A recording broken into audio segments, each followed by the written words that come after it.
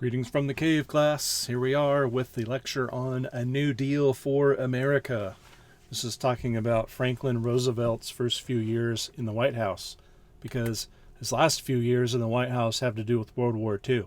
As you can see on the screen, he's a Democrat, and he was president for almost 13 years. That means he won 4 terms. How did he do that, you ask? It wasn't illegal until after he left office. He actually died in 1945 and left the office to President Truman.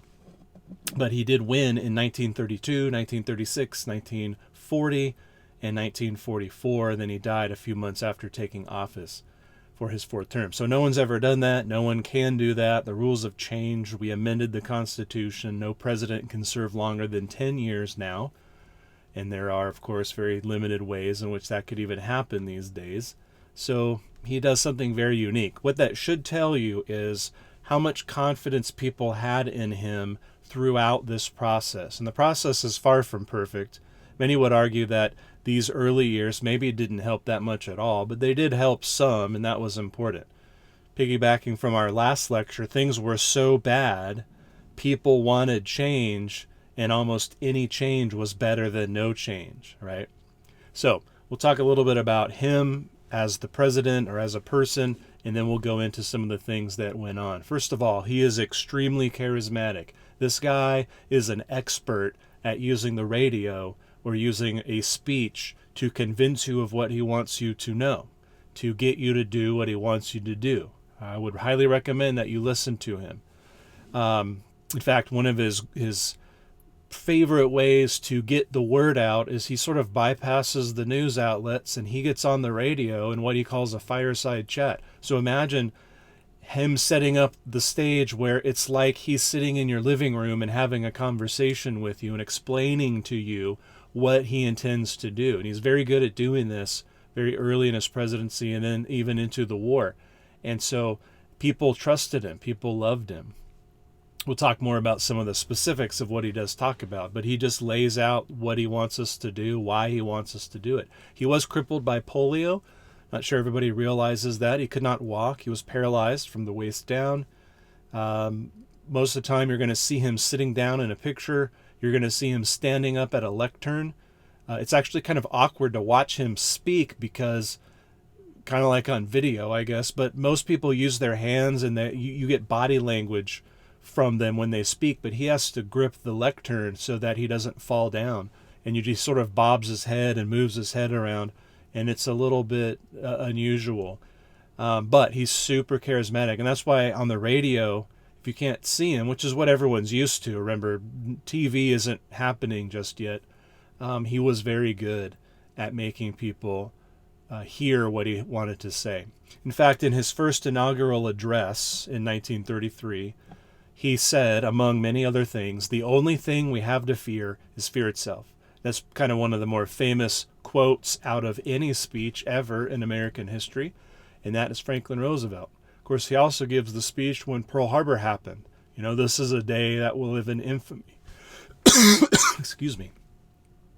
So he is a progressive, and so he believes into all the same things that we discussed previously with progressives. He wants to fix things. In his case, of course, he's got to fix the economy and all the things associated with that. We'll go into that in a minute. Very much, though, the progressive, probably more progressive than any of those guys ever were. And that's how things tend to be, right? The next guy tends to be more than the previous guy. One of the ways that shows up is in the fact that he appointed Frances Perkins, the first female, the first woman to be in a cabinet level position. She will be his Secretary of Labor the entire time he is president. And she's actually, I think, the longest serving person in that capacity ever in our history. He has other women. He has minority men and women that are in his administration. And so he is very much more into civil rights. However, his entire terms, 3 terms plus as president, is going to be involved with handling the Great Depression and then handling World War II. He actually dies about a month before Germany surrenders, but that's a topic for another day. So very much progressive, and again, very, very popular. He wins by huge margins in every election, and just never really has any problems getting there. So, what is the New Deal about? Basically, it goes from 1933 to 1938. You can call the second half of this the Second New Deal, some do.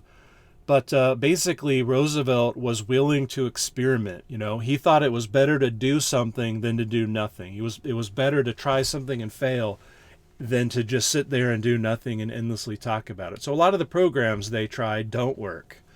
A lot of them do. Some of them work part way. We'll talk more about that as we go. So he wants to focus on 3 R's. Relief, that is to help the people now who are broke, who are hurting, who are in financial trouble. Recovery, let's make some changes let's get the economy going so that we can get back to normal. And then reform, and that has to do with changes and correcting some things that are wrong or broken so that they don't happen again. And this is pretty typical progressive stuff here. So he's going to be, again, really good at it. And part of the reason he's really good at it is because he's willing to try anything. He doesn't really care where you came from, Republican, Democrat, black, white. He doesn't care.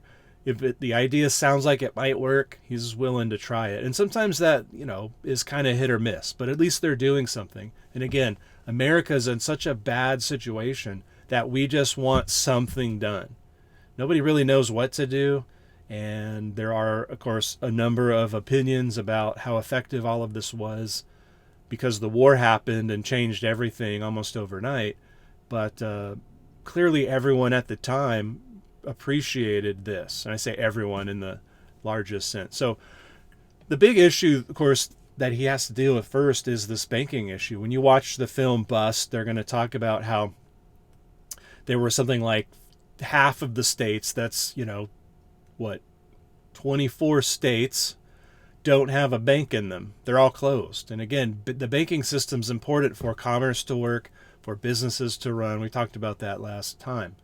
So when he's on his fireside chats, he's often discussing what his plans are for the banks, what his plans are to regulate things. So he wants to regulate banks, regulate investments, regulate credit, this kind of stuff, to make it so it can't be abused, to make it less prone to people taking advantage of other people, businesses taking advantage of other businesses. He wants to reduce the impact of that. Again, that's the progressive idea, right? We're going to use the government programs to fix things. And so in his fireside chats, he's explaining these things to you. And one of the big things he's saying is, we need you to take your money and put it back in the bank. Those of you that have any money. And that's another problem. But how does he get people to put their money in the bank? Well, the U.S. government created the FDIC, and that is the Federal Deposit Insurance Company, and it still exists today. So if you have money in Bank of America, and for some reason Bank of America goes bankrupt, your money is insured. If you have money in a credit union, they have their own version of the FDIC, but your money is insured. You're going to get your money back. Of course, the only thing that would prevent that would be the whole government collapsing, right? And this was the problem, remember, when banks closed because of the depression or for any reason, and you had your money deposited there, your money was gone and you were never going to get it back. It was like you flushed it down the toilet. It's just gone. So the FDIC is put in place to build your confidence as a citizen that you can put your money in the bank. And if you put your money in the bank, then that bank can loan out that money, 10 times that amount of money, basically. So for every dollar you put in, they're going to loan out 10 to somebody. And that allows businesses to retool their factories or expand or whatever, hire more people. And all of that is helpful for the economy. And of course, it helps credit and so on. They're also going to pass the Social Security Act in 1935. We kind of take it for granted that Social Security is there. All of us that have jobs pay taxes. Our employers pay part of that tax. And it's money set aside for getting old, basically. Because what happened in this time is so many people lost everything. And so they're trying to make all these adjustments to the banking system, the financial system. A lot of it is just to give you confidence that it won't break like that again, right? And And again, he's very good at getting on the radio and convincing us that we need to put our money in the bank, and here's why. So today, by the way, the number is $250,000. So if you have more than $250,000 in a bank account, I suggest that you split it into a different bank account, probably at a different bank, just to protect yourself.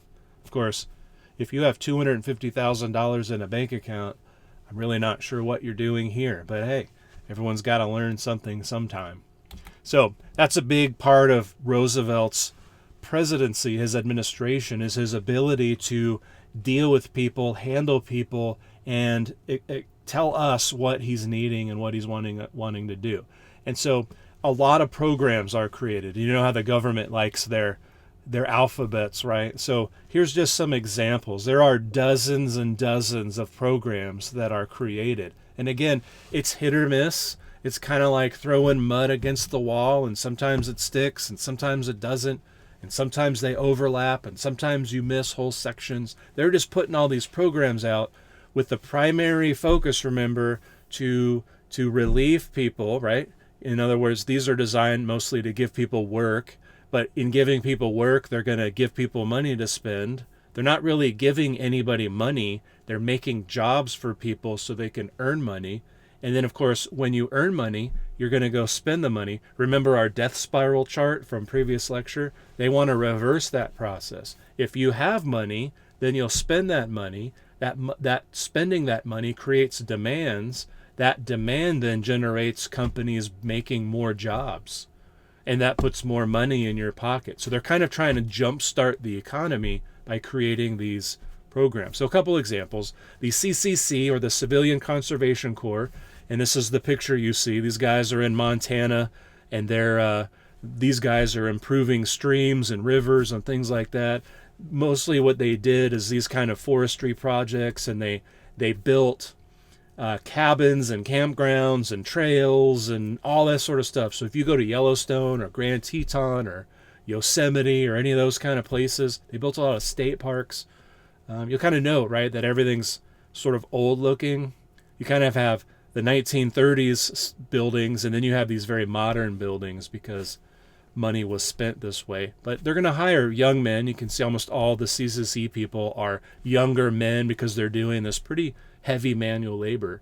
The WPA is the Works Progress Administration. They hired artists and all sorts of people like that. They hired people to build roads. Again, these are huge programs that are designed to give people jobs. But all of them, or most of them, I'm sure there's exceptions, were real jobs. They were doing real work. We weren't building a bridge to nowhere or a train to nowhere. They were building huge projects. An example of that is the TVA, or Tennessee Valley Authority, where they started building dams and irrigation and basically getting water to huge numbers of people, and it was a big, big deal. If you've ever seen the movie Oh Brother, Where Art Thou, which I highly recommend, in the end of the film, when everything floods, that's kind of the creation, I think, of one of these reservoirs they're making in the TVA. Pretty interesting. Your film is going to talk about the Hoover Dam and Mount Rushmore, so I won't say a whole lot about those, except that those, again, are Mount Rushmore maybe is an exception, but Hoover Dam's going to generate power for hundreds of thousands, if not millions of people. It's hugely important. And Mount Rushmore is an art piece, but it's gigantic, right? This is where Gutzon Borglum, he's the name of the sculptor, is going to sculpt Washington and Jefferson and Lincoln and kind of strangely Teddy Roosevelt's face in the side of a mountain, and they do it. And he ends up hiring a lot of people, and this becomes one of these New Deal programs. I think the government just figured that was a good idea to do. All right, so there's going to be dozens and dozens and dozens of programs like this. This is just the idea. Again, the basic principle, remember, for all of these is to get you back to work. Okay, we might be wondering where all the money's coming from, and that's a great question. And some of that money is just sort of created out of thin air, but basically there's a lot of places, but they're gonna cut back on things. They're actually going to take pay cuts. Government employees, pensioners, things like that. They're going to take pay cuts, but they are going to raise taxes, in some cases very high. They are going to repeal the 18th Amendment. That's prohibition. And then they'll start taxing alcohol, which is going to be, obviously it's going to generate a ton of money.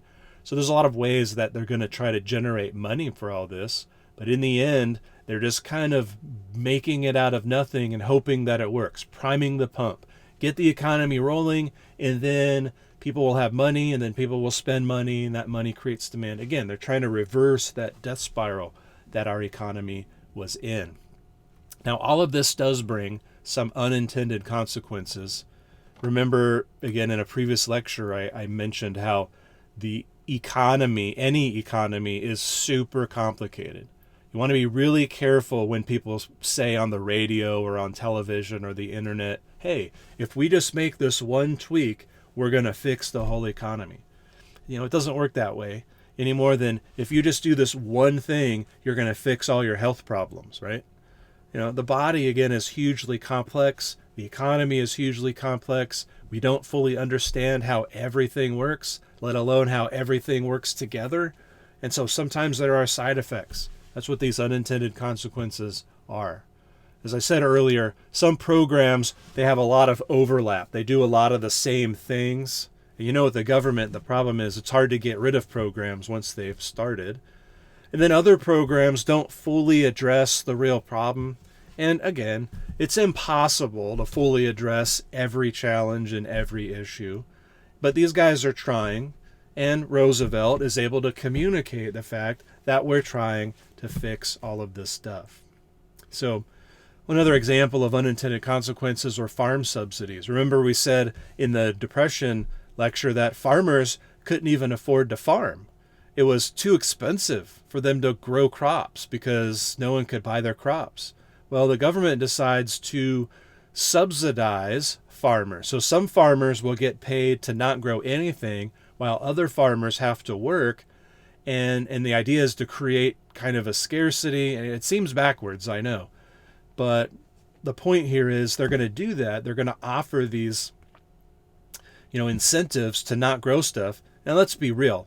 If you have the choice between not working and getting paid or being a farmer and working from dawn till dusk and maybe getting paid, which one are you going to take? And a lot of people will apply for these subsidies. But the idea is if we grow less corn, then corn will cost more. Well, the problem that arises is one of them is huge amounts of food that are already ready to be harvested are going to be destroyed. Now remember, we've had the Great Depression and the Dust Bowl is happening in parts of this. All of this is happening together. And so there's major problems happening. And then other people are burning their corn crops down or killing all their hogs because they want to qualify for these free farm subsidies. Another thing that happens is tenant farmers and sharecroppers, people that don't own their property, sometimes they're now out of work because if I, the landowner, say, well, I take the subsidy, then I can't grow any crops. Well, that means if you're my tenant farmer or sharecropper, there's nothing for you to do. And so it kind of, backfires for some. And this one kind of comes and goes. We still do farm subsidies and all kinds of things today, but I think they work very differently than they do here. So again, how is all this working? It's hard to tell because what's going to happen is the world's going to go to war again. This thing that everyone's wanted to avoid, this thing that at almost any cost nations have tried to avoid, again, except the cost of maybe defending peace, we're going to allow basically 3 countries and their friends, Japan, Italy, and Germany, to rise back to the surface, and they are going to go to war. And then by the time they've already got a pretty nice foothold, it's too late. And we're all going to end up going back to war too. So a real quick rundown here of kind of what's going on in the world. And then when we pick up in our next lecture, which is in the next section, it's not in this section, your exam's going to happen after you watch this lecture. We'll pick up with Pearl Harbor, and we might go over this part a little bit. But in 1931 and the early 30s, Japan is going to start invading Manchuria and China. And they're going to be threatening British, French, and American territories and Russian territories in that region. And of course, in 1941, Japan ends up bombing the United States. There's a lot going on there. And the the League of Nations, which did form, but without the United States, because we couldn't join, because again, we couldn't be put underneath anything that could go against the Constitution. Japan invaded China, and the League of Nations kind of slapped him on the wrist and said, "Bad China, bad Japan, you shouldn't do that." And America kind of went, "Bad Japan, you shouldn't do that." And Japan just said, "What are you going to do about it?" And they just kept on doing what they wanted to do. All right. Italy kind of does the same thing. Fascism is rising in Italy under Mussolini. It's this new kind of super state-controlled government. It's totalitarianism in another name is all it is.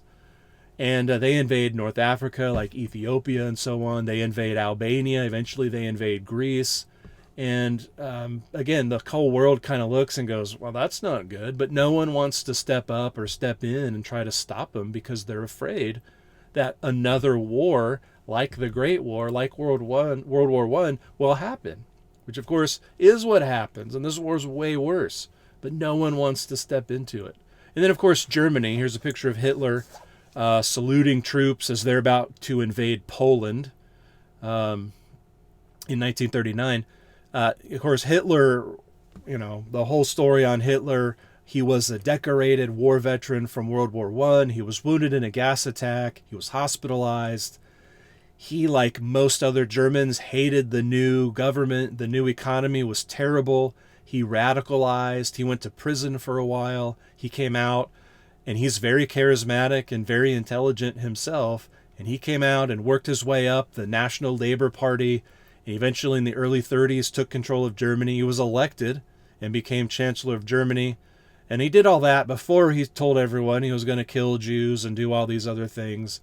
But ultimately, he basically says, we're going to bring Germany back to power, and we don't care what anyone else says. And if you're a German, you would totally accept that.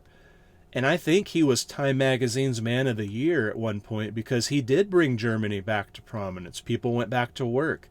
They're suffering the same depression. Theirs is far worse, actually, than everyone else. Japan, Italy, and Germany, though, they go to war, and so they don't have that problem once they go to war. As long as you're winning and you're at war, your economy is booming.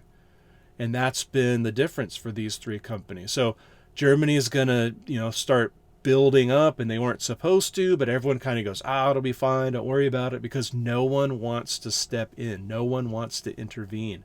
And then they're going to annex Austria in 1938. So you might have seen the movie The Sound of Music, a classic musical, right?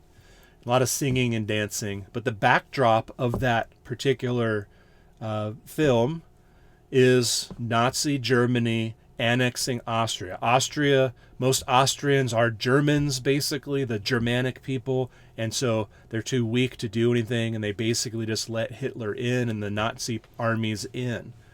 All right. That same year, they're gonna occupy the Sudetenland, which is a region that sort of circles Czechoslovakia, because most of those people are German. And basically, Hitler's saying, we're just trying to collect all the German people under one government. And the world's going, well, okay. And then they just take over all of Czechoslovakia. Those are not all Germans. Those are Slavs and Czechs and different groups of people. And so now people are starting to go, wait a second, things are bad. In fact, there's one guy in England. His name's Winston Churchill. He's a member of Parliament. He's in the back row saying, this is a bad idea. This is not going to end well. We're going to go to war. But nobody would listen to him at that point. Well, finally, Germany invades Poland in 1939, along with Russia. You may remember, as a result of World War I, Poland was recreated in Europe. It had been gone for decades, and it gets recreated, and its territory is drawn from Germany and Russia. Well, in 1939, together they invade Poland, and they take over half of it each, and they sign a treaty where they're not going to fight each other. Well, then Germany, at this point, Germany has basically been fighting all over the place. Here's where Britain and France declare war. And so here's where World War II officially begins, is here in 1939 after the invasion of Poland. Germany then says, fine, whatever, and they just blitzkrieg and invade all of Northern Europe and France. Now, Blitzkrieg is the German term for lightning war, and they have retooled and rethought the whole process of tank warfare and so on, and they just blow past all the French defenses, and they take over Norway and all these countries in the north, and in about 6 or 8 weeks, France surrenders. They're done. They're over. They're out. And now it's just England against Germany, and of course Germany is allied with Italy, and eventually they will ally with Japan. And then Germany decides to invade Russia in 1941. Again, I wish we had time to go into why all those things happen. Mostly it's over resources and things like that. Hitler hates the communists, although they work together about Poland. That was just to suit Hitler's desires. Now he wants to invade Russia, and partly again for resources, partly because he doesn't like him. And he actually thinks that maybe the British will help, or at least accept that they're invading Russia. Actually, all this does is make Russia an ally of the British and French, and ultimately the United States. So there's a lot going on that leads us to, for American history purposes, the Japanese bombing of Pearl Harbor, which is where we're going to begin our next lecture. But first, I want you to remind you that you have an exam coming up, and I don't want you to be this guy, Leonardo DiCaprio here, skipping to the front of the class saying, I have no idea what I'm doing. Don't do that. There are 4 things you need to be sure that you've done before you take the test. 1 is you need to have watched all of these lecture videos and taken pretty good notes. All of this information is fair game for the exam. 2, you need to turn in all of your Voices of Freedom assignments for these chapters. Those are fair game for the exam. Number 3, you need to have defined all the key terms in all of these chapters. Whether you turn them in for extra credit is up to you, but you need to define the key terms because they are definitely on the test. And then number 4, you need to watch the documentary videos that are described in your course schedule, and you'll see those under the videos section, not lecture videos, just videos. And each one of those videos is a documentary, 45 minutes. It has a PDF with it. You need to print the PDF, fill it out as you watch the film. Do not turn them in. Those 4 things are what you need to have in front of you, the notes or the answers for all those 4 things before you take the test. And that's how you're going to survive and thrive in this class and in this test. Or you could just play one of the Assassin's Creed games, and you'll probably learn a whole bunch of stuff. Maybe not so much about this era of American history, but man, they're fun, especially number 3, which is about the American Revolution. But hey, just saying, if you're bored in this quarantine thing. Otherwise, have a good one.